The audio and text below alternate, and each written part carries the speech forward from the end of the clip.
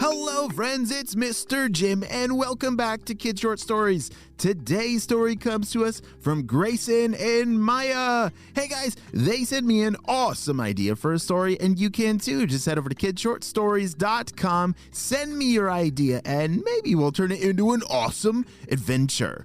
Are you guys ready for a game of baseball that is saved by an underwater mermaid? I don't know how in the world that's going to go, but me too. Let's go.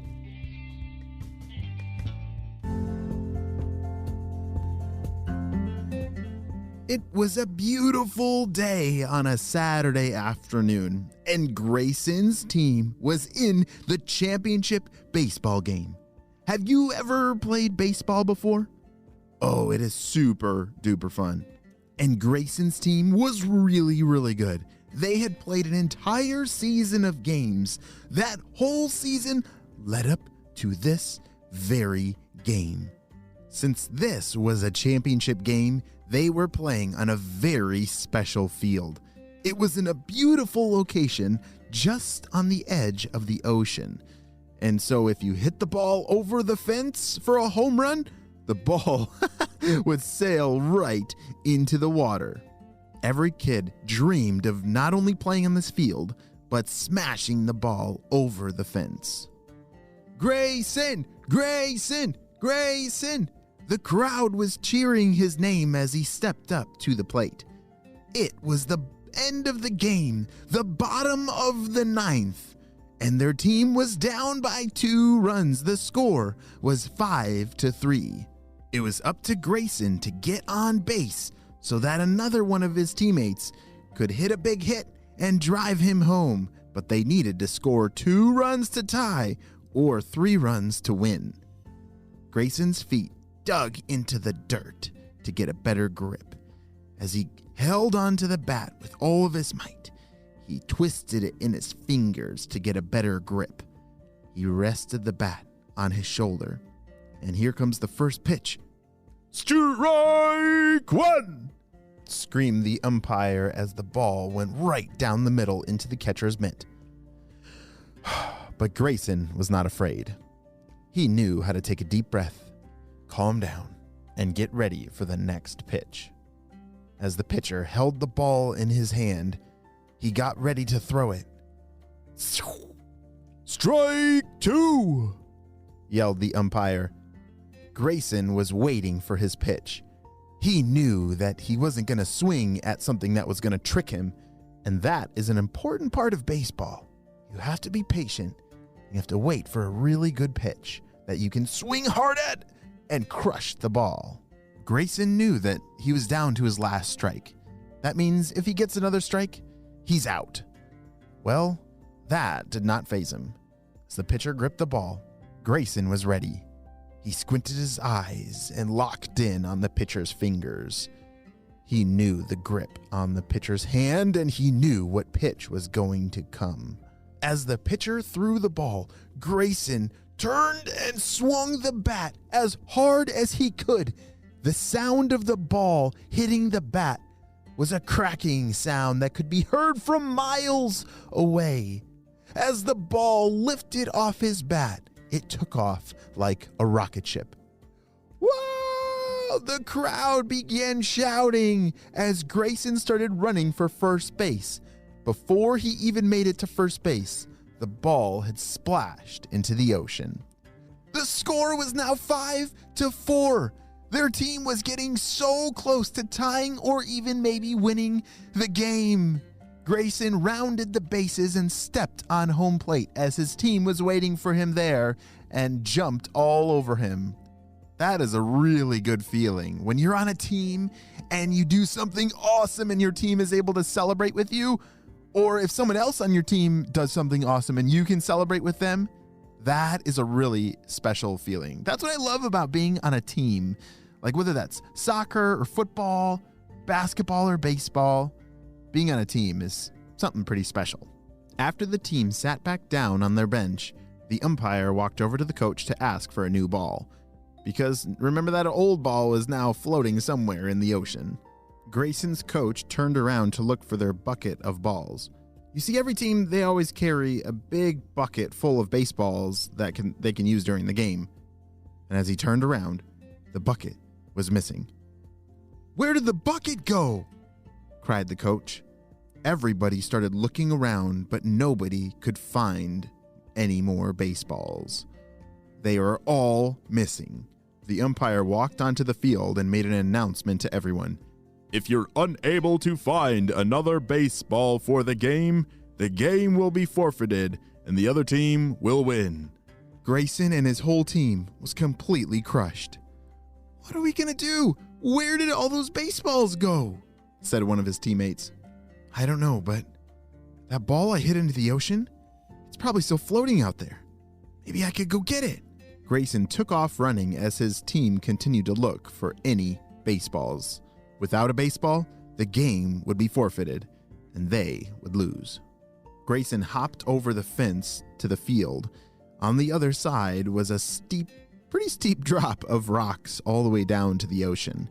He carefully hopped down one by one and was met by a big, crashing, wet wave. As the water sprayed in his face, he looked around and couldn't see the ball anywhere. To continue the story, we actually have to go back in time. Back in time about 10 minutes ago. Right when Grayson hit that big home run. As the ball was sailing through the air and came kersplashing into the ocean, it actually knocked onto Maya's tail. Ow! What was that? Was that like a... Oh my goodness! As Maya the mermaid turned around, she saw something she'd never seen before. She picked it up in her hand and swam down deeper into the ocean. She couldn't wait to show all of her friends. "Girls, look at this! Look at this!" said Maya. "I think my tail was just hit by an asteroid from space. Look at this crazy thing." The mermaids began passing this baseball around, which they thought was some kind of asteroid from space. And they were completely in awe of this white ball. "Oh my goodness, Maya, is your tail okay? Did it catch on fire when that thing from space hit it?" They all turned around and looked at Maya's tail, inspecting for any burn damages or maybe alien juice. No alien juice and no burn marks. Wait a second. Maybe it's not from outer space. Maybe it came from somewhere else. Then Maya had a great idea. "We should go ask that old turtle. He knows everything, and I bet he would know what this thing is." As they swam together as a flock of mermaids. Wait, what do you call a group of mermaids? Is it a flock? Or a gang? Or a club? No, I'm going to go with flock. It kind of feels like flock as they're gliding through the air. It's kind of like birds. As Maya and her friends were swimming through the ocean looking for this very, very old turtle, they found him swimming through a kelp forest. "Hello, Mr. Sea Turtle. It's Maya." "Oh, hello, Maya. I haven't seen you in years. Wow, you look so big now. Oh, how are you doing today?" "Oh, I'm doing great," said Maya, "except I got hit on my tail with some kind of, I don't know, either an alien egg or an asteroid. I'm not sure what it is, and I thought maybe you would know. Here." She handed the sea turtle the baseball. "Oh my, that is not an alien egg and not an asteroid. That, my friend, is a baseball." "What is a baseball?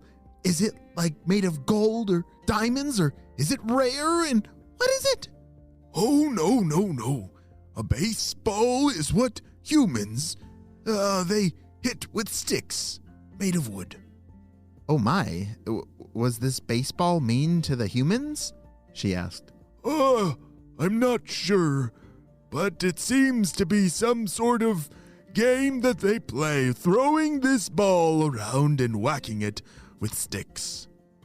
"Wow, humans are strange," said Maya.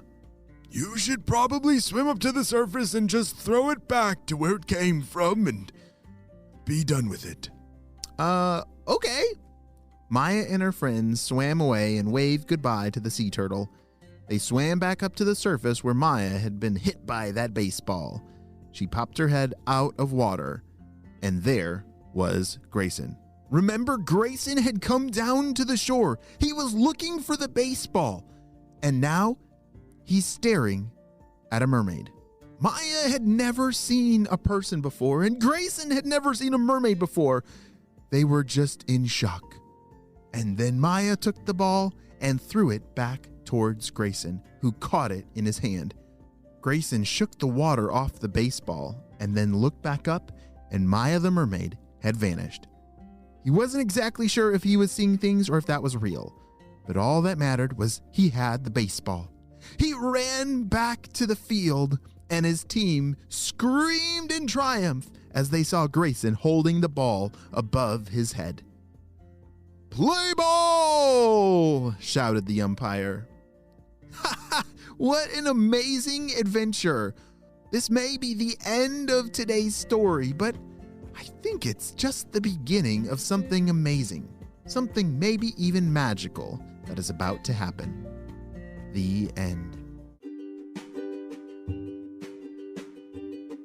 Hey friends, I need your help celebrating some birthdays. Drum roll, please.